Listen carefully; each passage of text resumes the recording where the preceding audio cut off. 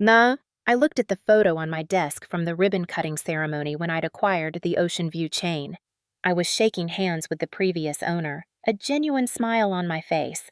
That had been one of the proudest moments of my life, and I'd celebrated it alone because I knew my family wouldn't understand, wouldn't care.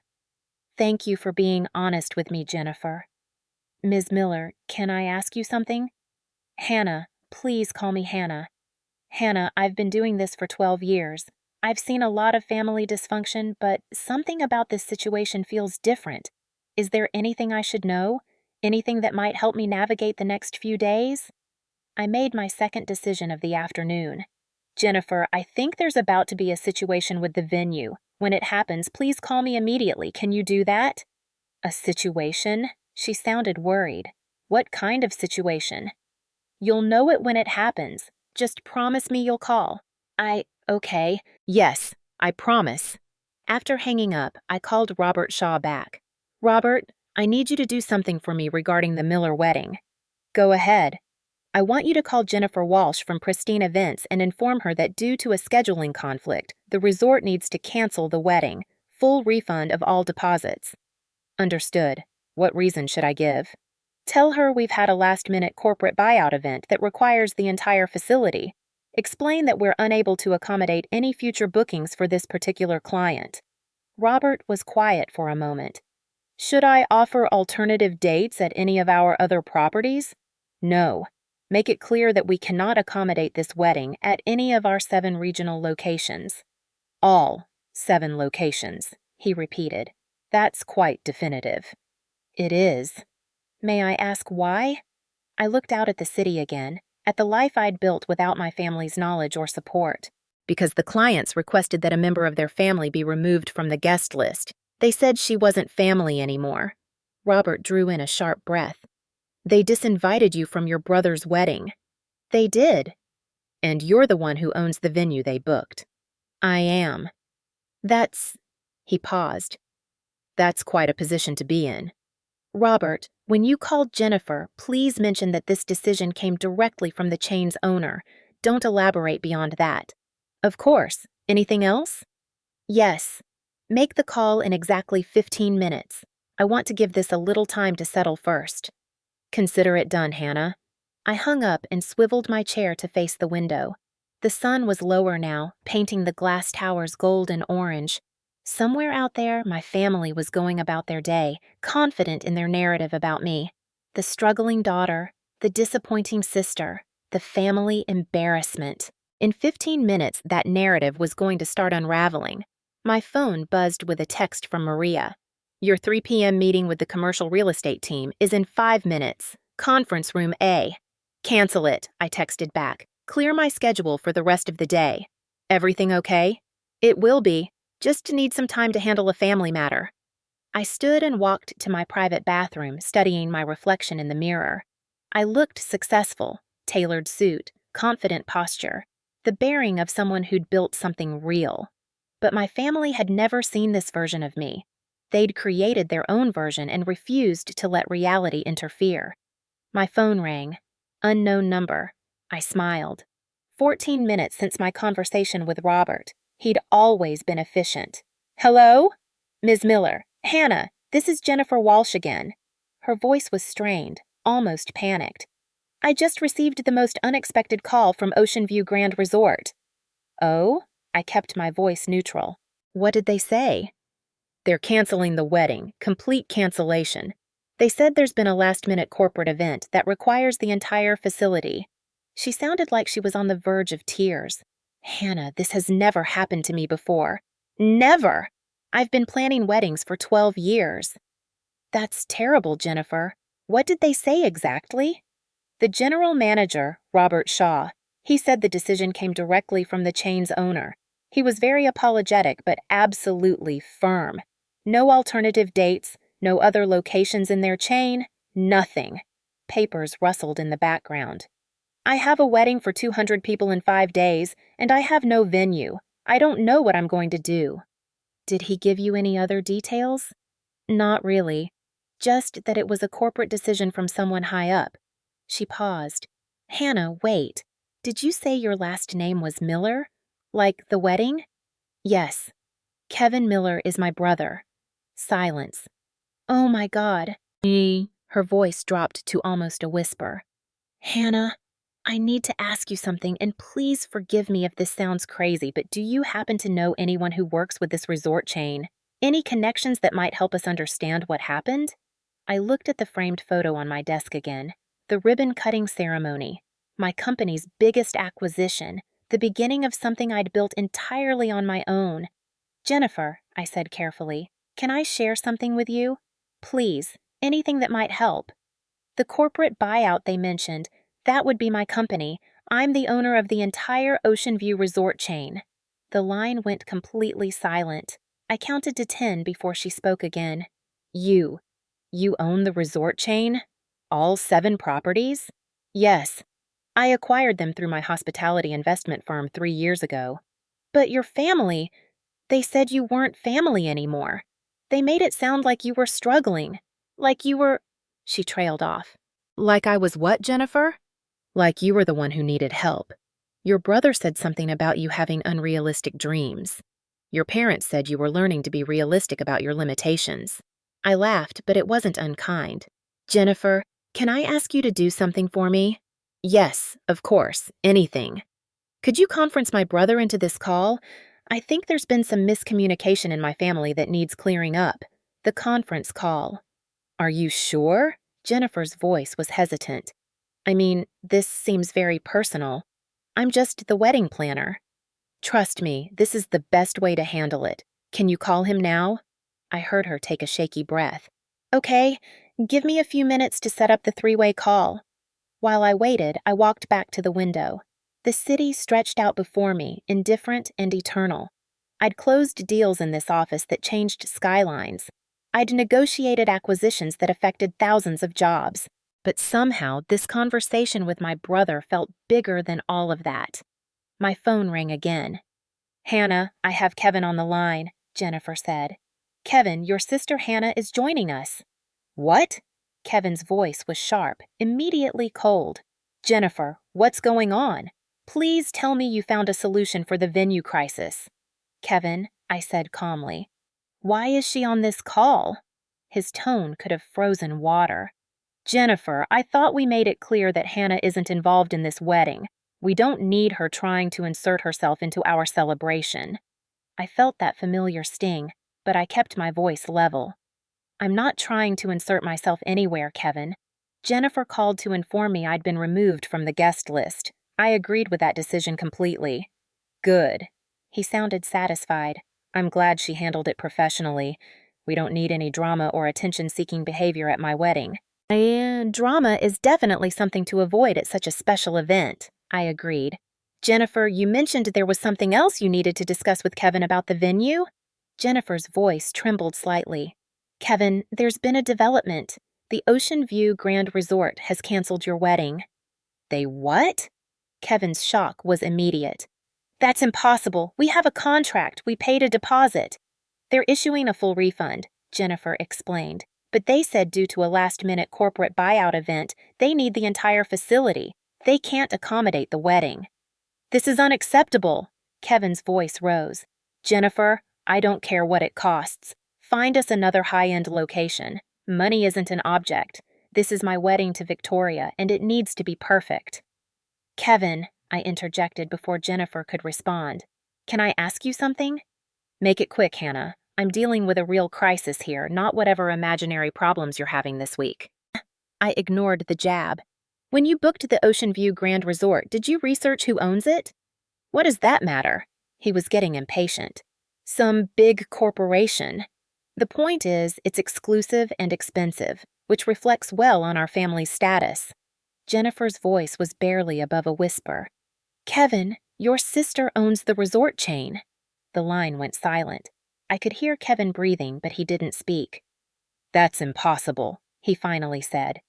Hannah works some basic office job. She lives in a tiny apartment. She drives a 10-year-old car. Kevin, I said gently, I live in a penthouse downtown. I take car service most places because I'm usually working during commutes. The car you've seen is my weekend car that I use for grocery runs. This is ridiculous. Hannah, stop making things up for attention. Jennifer, I said, could you please read Kevin the exact message you received from the resort's general manager? I heard papers rustling. He said, and I wrote this down word for word. Due to a corporate decision from the chain owner, we cannot accommodate the Miller wedding at any of our 7 regional locations. 7 locations? Kevin's voice had changed, uncertainty creeping in. How many properties are we talking about? The Ocean View chain has 7 luxury resorts in our region, I explained, including the Grand Resort where your wedding was planned, the Ocean View Palms where Victoria's bridal shower was held last month, and the Ocean View Marina where your rehearsal dinner was booked. Another long silence.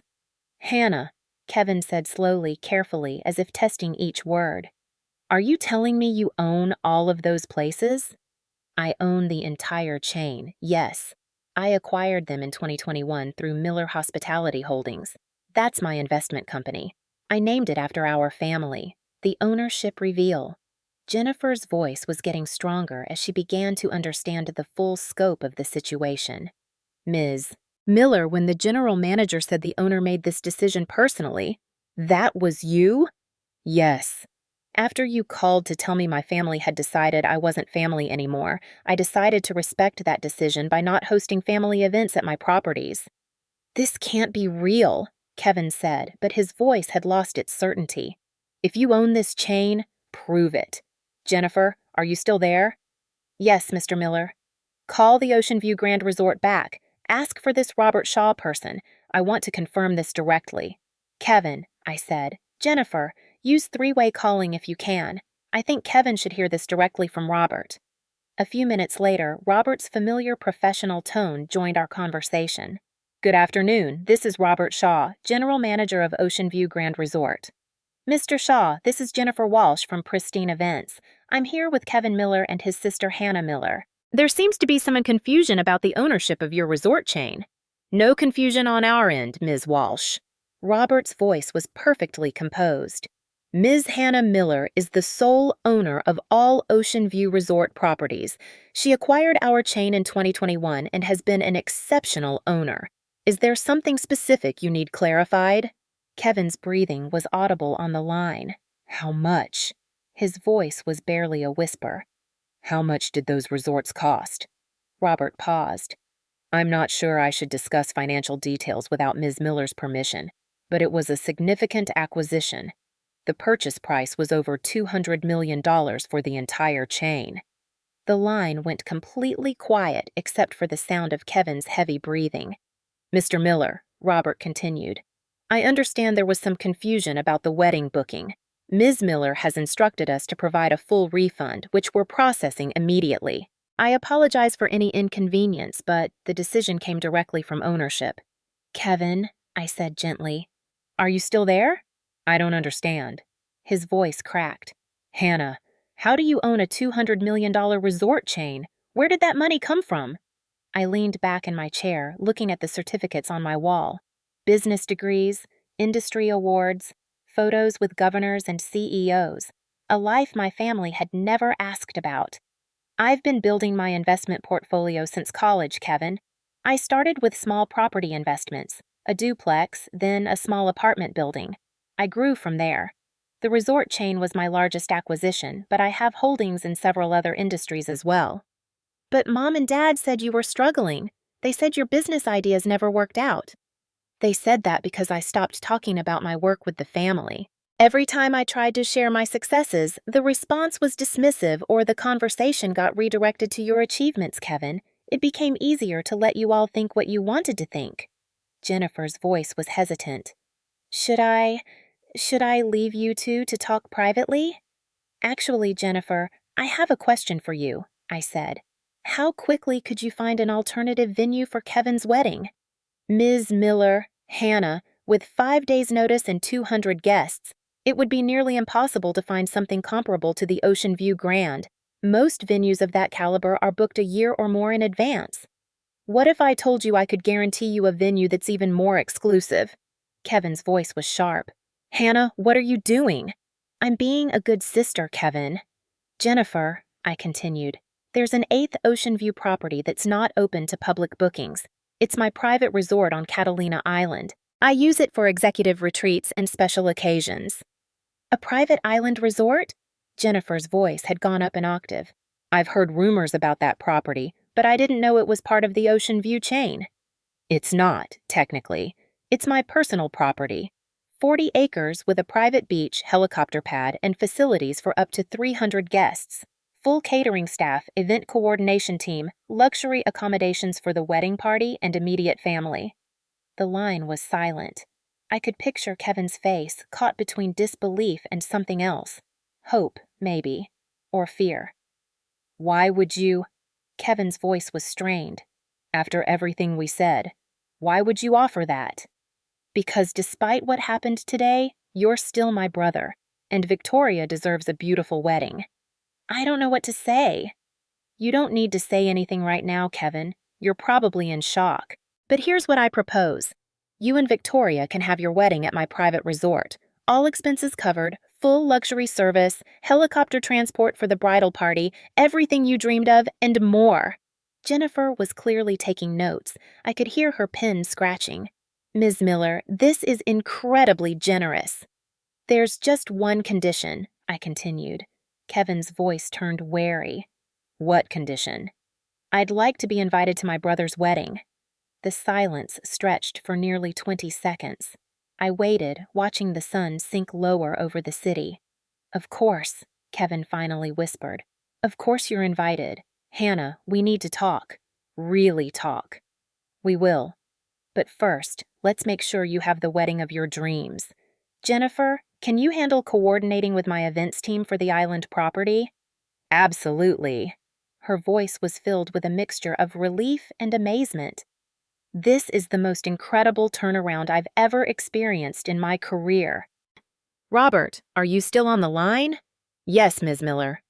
Please coordinate with Jennifer to arrange helicopter transport from your marina location to the island.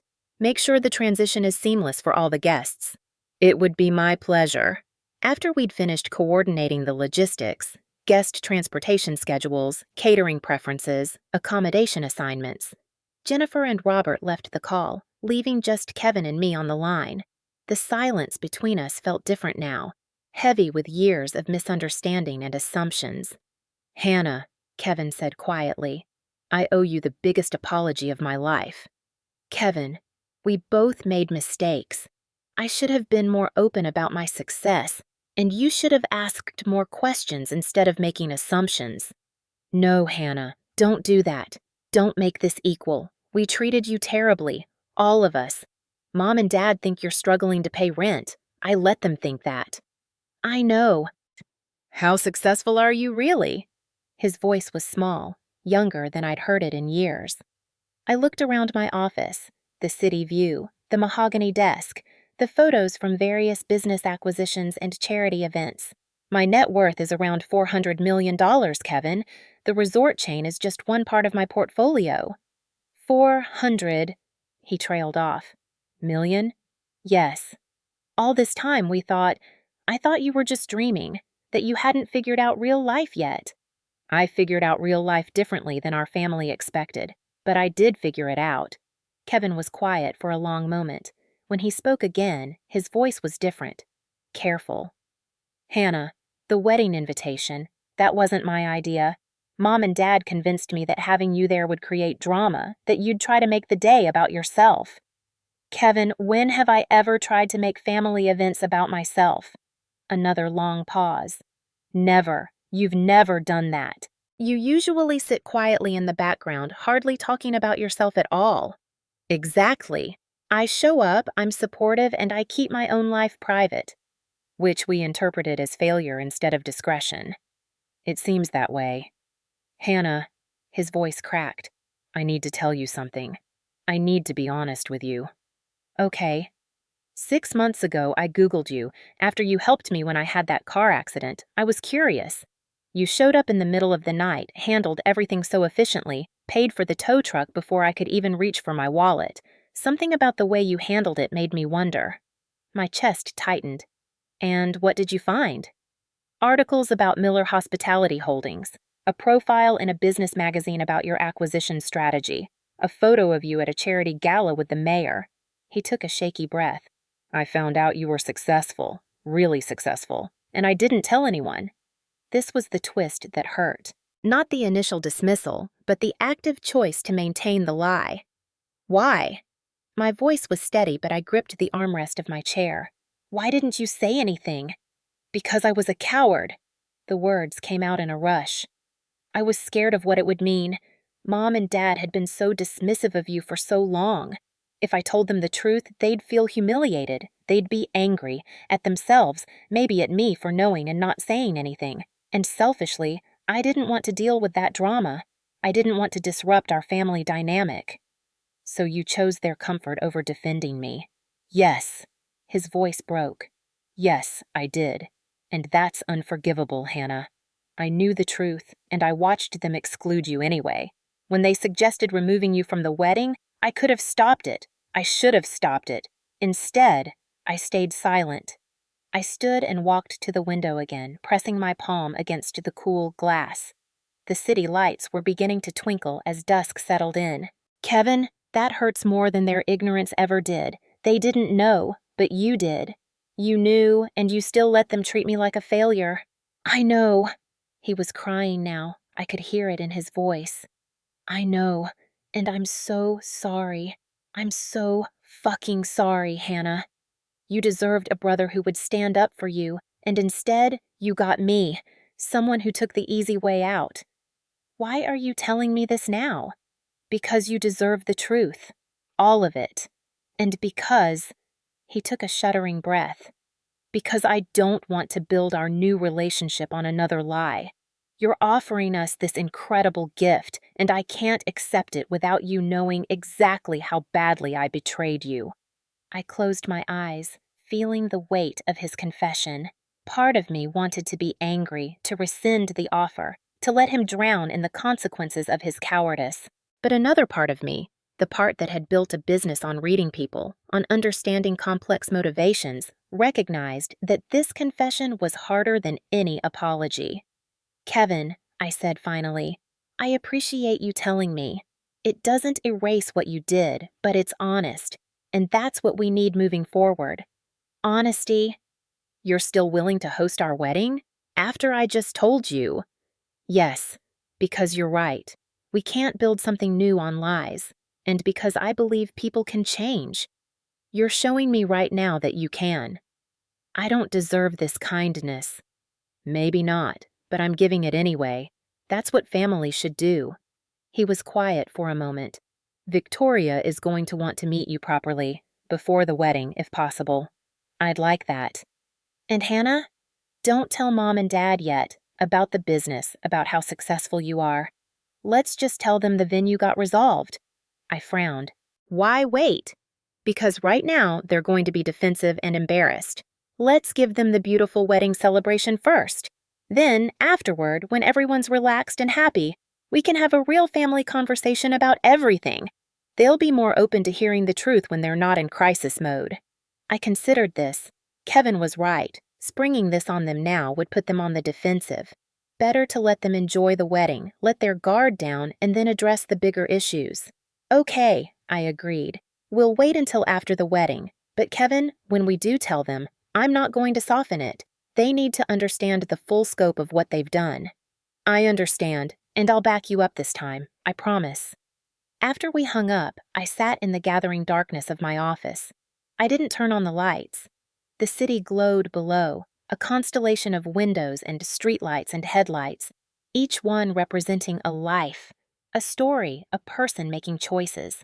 I'd made my choice. I was going to give my brother the wedding of his dreams, even after learning he'd betrayed me more deeply than I'd known. Was it foolish? Possibly. Was it the right thing to do? I wasn't sure yet, but it was the choice that let me look at myself in the window's reflection and still recognize the person I wanted to be. My phone buzzed, a text from Maria. "Everything okay? You've been in there for hours." "Yes," I typed back. "Just planning a wedding. I didn't know you were getting married." I smiled in the darkness. "Not mine. My brother's. Long story. Want to tell me over dinner?" "I'm ordering Chinese." That sounds perfect. As I gathered my things to leave, I took one last look at the photo from the ribbon-cutting ceremony. 3 years ago, I'd stood in front of those cameras feeling proud but alone. I'd built something remarkable, but there'd been no one to share it with. In 5 days, I'd stand on a different island, watching my brother get married. My family would be there, still believing I was the failure they'd always thought I was. But the truth was coming, and when it did, everything would change. The island wedding. 3 days later, I stood on the deck of my Catalina Island resort, watching the final preparations fall into place. The Pacific stretched endlessly before me, catching the afternoon light in shades of sapphire and gold. White chairs lined the beach in perfect rows.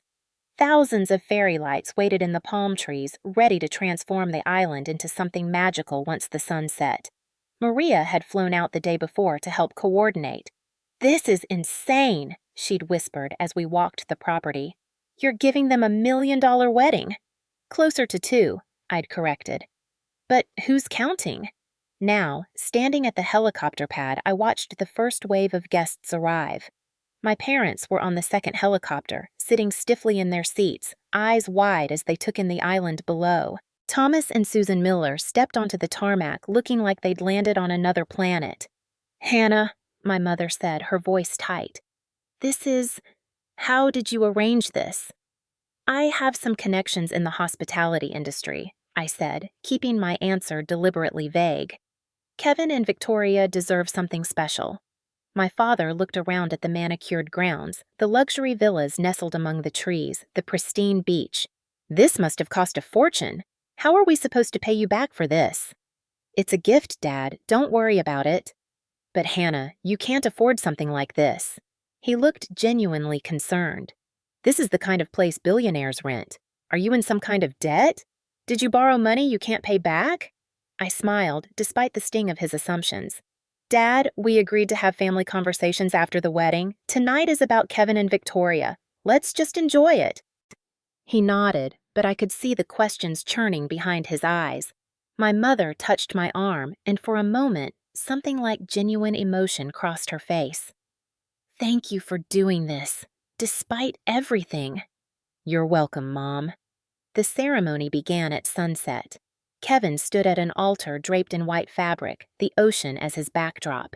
When Victoria appeared at the end of the aisle, even I caught my breath. She was radiant in a simple, elegant gown, her face glowing with happiness. I watched from my seat in the third row, not family section, not quite outsider. A liminal space I'd occupied for years. Kevin's vows brought tears to everyone's eyes. "Victoria, you've taught me what it means to really see someone, to look beyond assumptions and really understand who they are." His gaze flickered to me for a brief second. "You've made me want to be a better man, a more honest man." I promised to spend the rest of my life earning that honesty. When they kissed, the guests erupted in applause. The sun had set completely now, and as if on cue, the fairy lights blazed to life in the trees. Gasps rippled through the crowd. "It's like a fairy tale," I heard someone whisper. The reception was perfect. My events team had outdone themselves. Elegant tables set directly on the beach, a dance floor that seemed to float above the sand, a 5-course meal that would have impressed any Michelin critic. I stayed mostly at the edges, watching. This was Kevin's night, not mine, but inevitably, my father found me at the bar. "Hannah, this place." He gestured around helplessly. "I've never seen anything so beautiful. But the cost. You keep saying not to worry, but I am worried. How did you manage to secure something like this?" "I'm glad you're enjoying it, Dad." "But how are we going to pay for this? This must cost more than most people's houses." I sipped my champagne, choosing my words carefully. "It's handled, really. Don't let it take away from the celebration."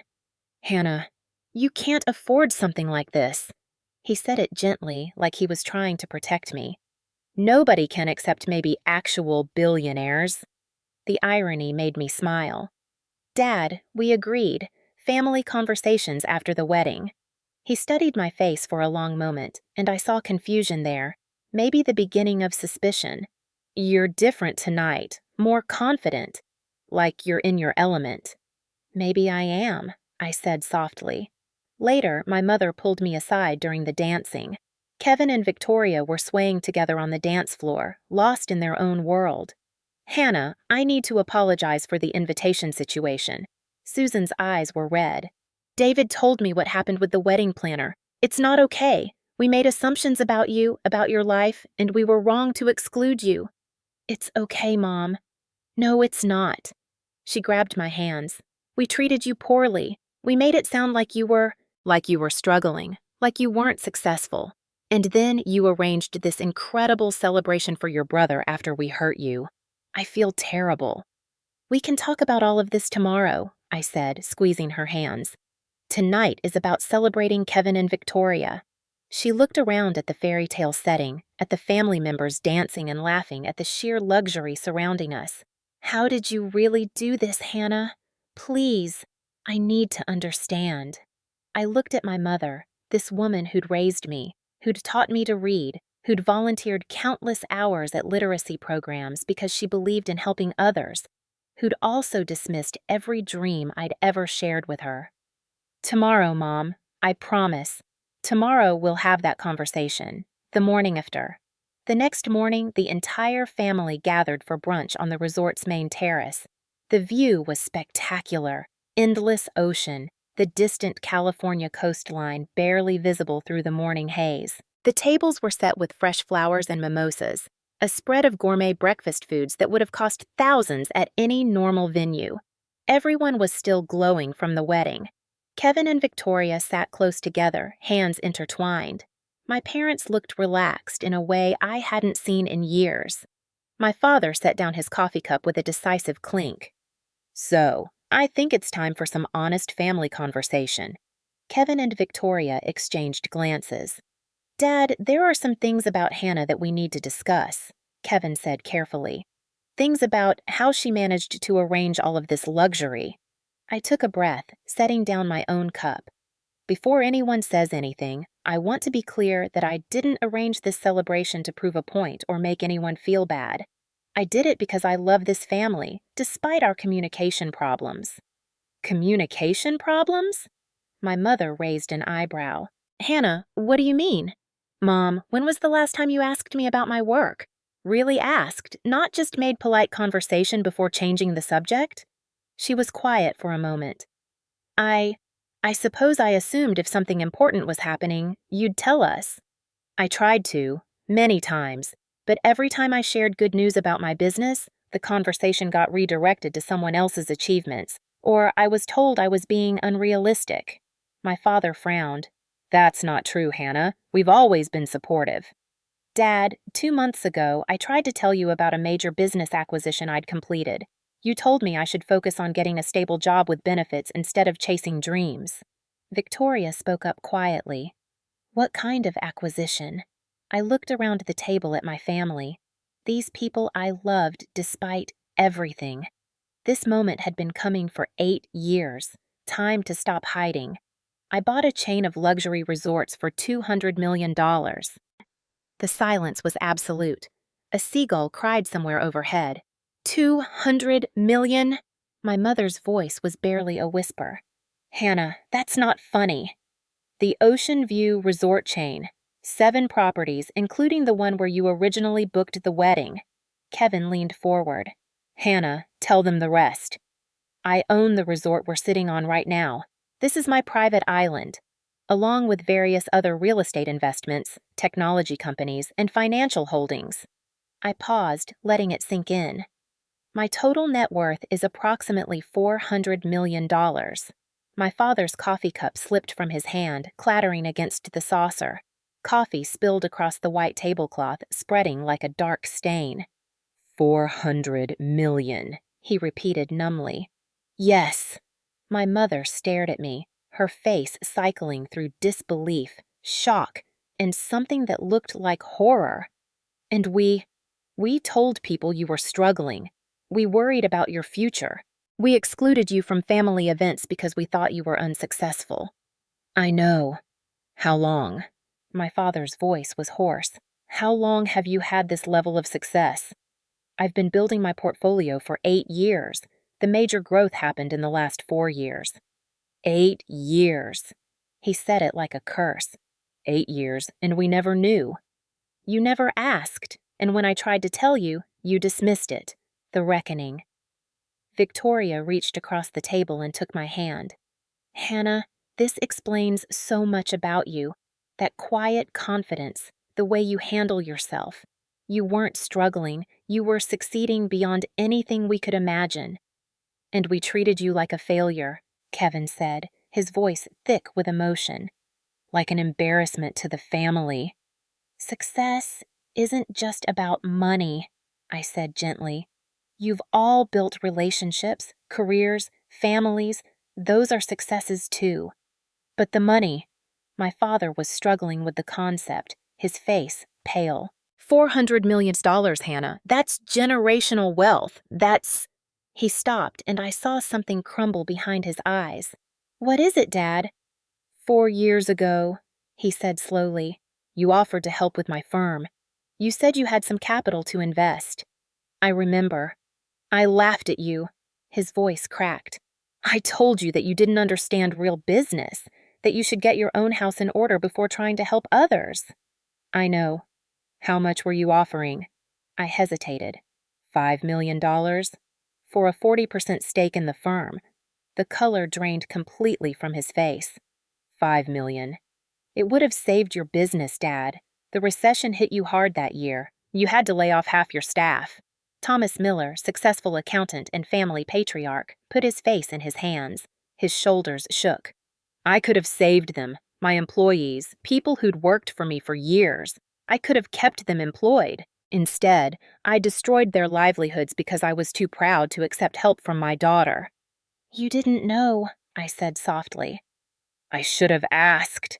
He looked up, tears streaming down his face. I should have asked questions instead of making assumptions.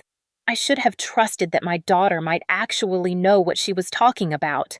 Susan was crying too now. Hannah, 3 years ago, the literacy nonprofit, you offered to donate. I remember. How much?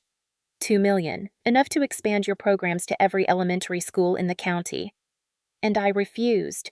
Her voice was hollow. I told you to make sure you were stable financially before trying to help others. Yes. Do you know how many children we've had to turn away since then? Hundreds, maybe thousands. Kids who needed reading help, who needed support, and we couldn't serve them because we didn't have funding. She looked at me with devastation in her eyes. My pride hurt the people I was trying to help. Kevin cleared his throat. Mom, Dad, there's something else you need to know. Something I need to confess. They looked at him, still reeling. I knew. 6 months ago, I found out about Hannah's success. I Googled her after she helped me with that car accident. I found articles, business profiles. I knew she was wealthy and successful. You knew? Susan's voice was sharp.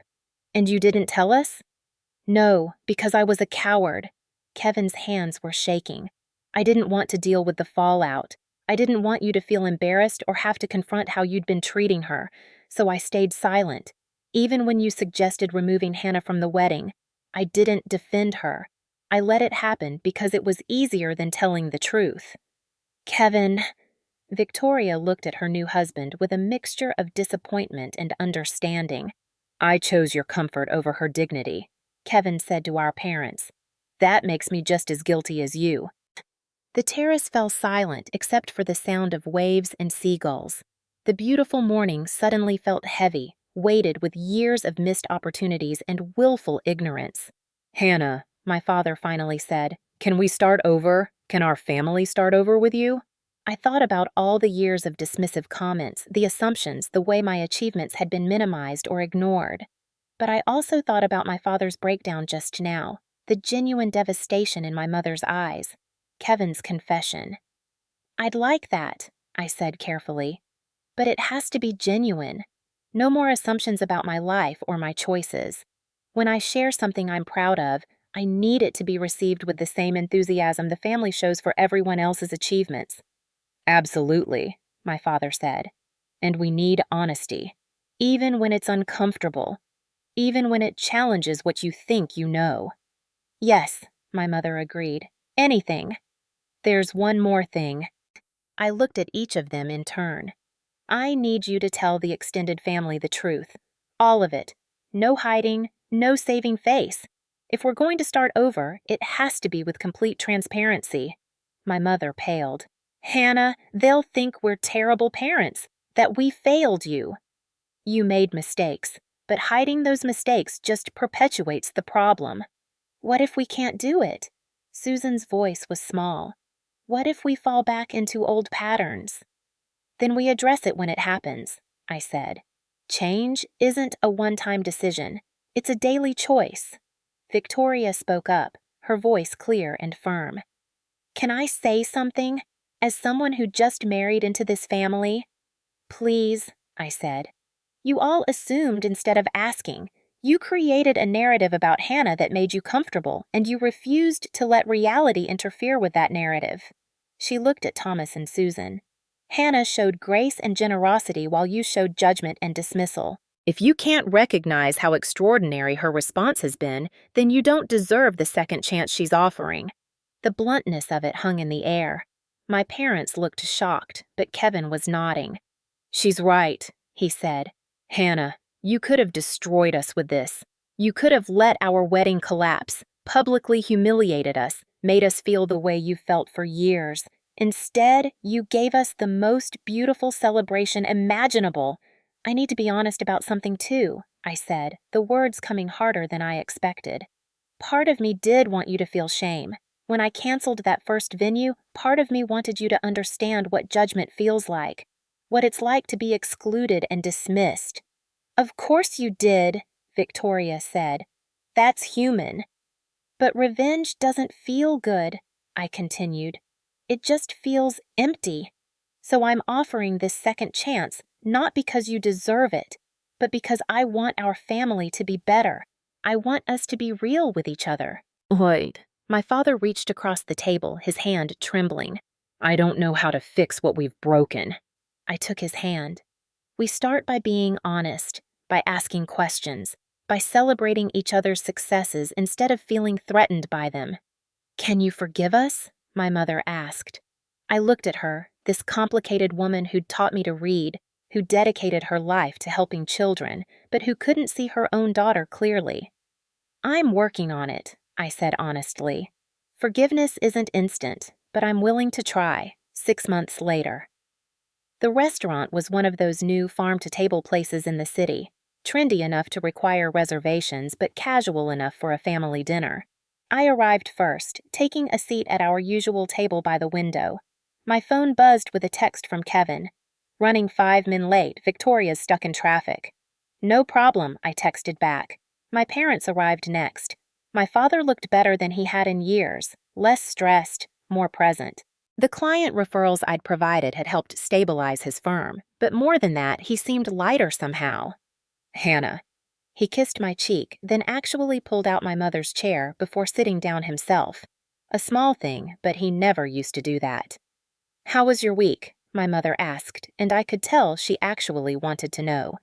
Busy. We're in the final stages of acquiring a boutique hotel chain in the Pacific Northwest. 3 properties, all historic buildings. That sounds exciting, she said, leaning forward. What attracted you to them? The architecture mostly. They're from the 1920s, absolutely beautiful, but they need significant capital for renovations. The current owner is retiring and wants them to go to someone who'll preserve their character. How much of an investment are we talking? My father asked, not dismissively, genuinely curious.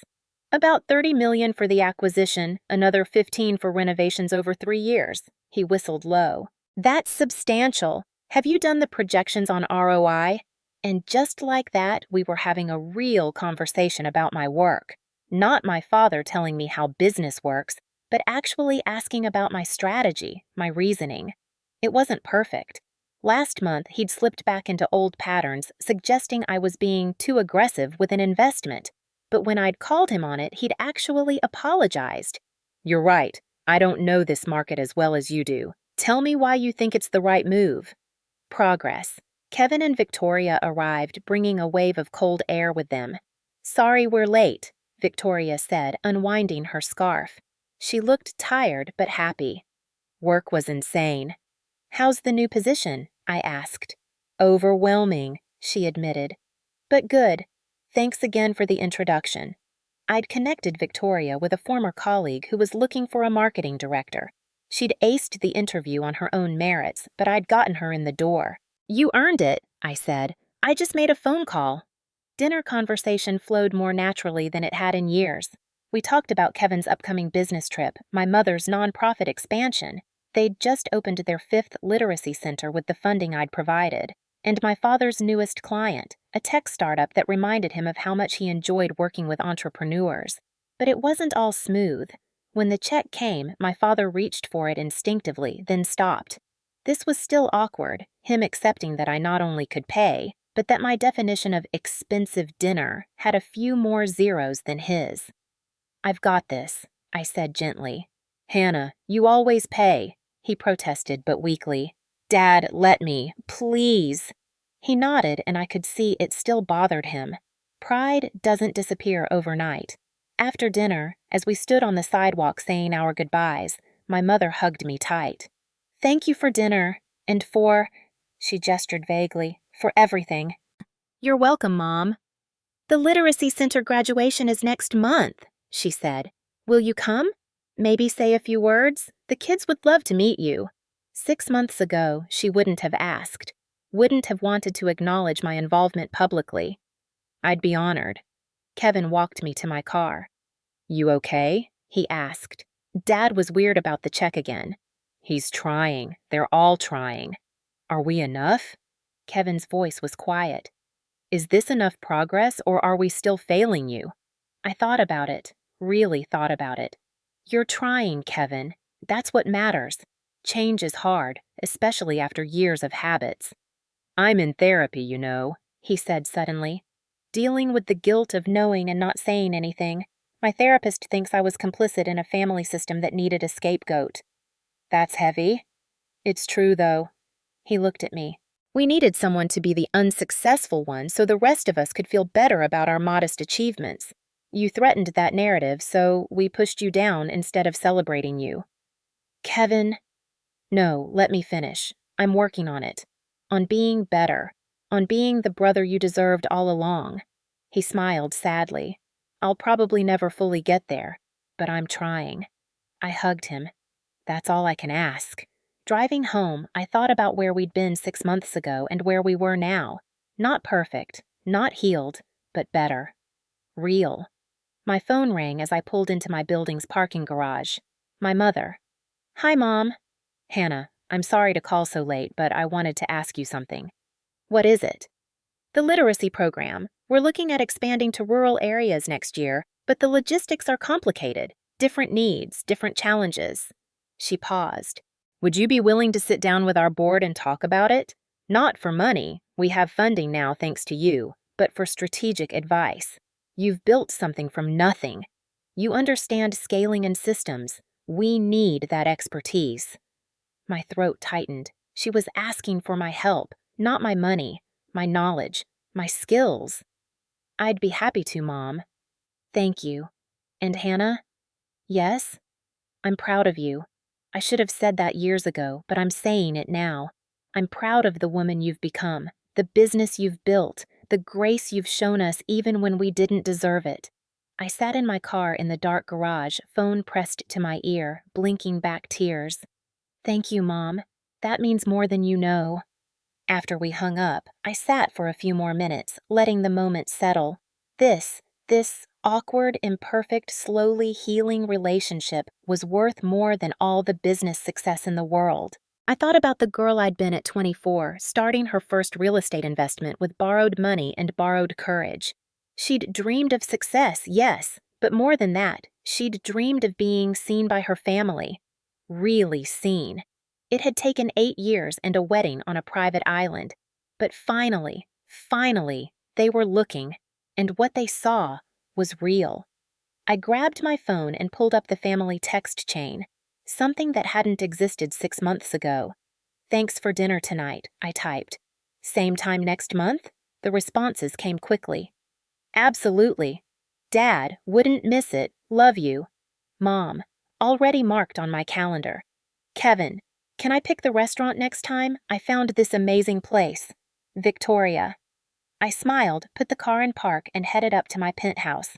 Tomorrow, I had meetings about the Pacific Northwest acquisition, a conference call with my financial advisors, lunch with a potential investor in a green energy startup. But tonight, I just felt grateful. Grateful for success, yes, but more grateful for the messy, complicated, slowly healing reality of family who were finally learning to see me. It wasn't a fairy tale ending. It was better. It was real.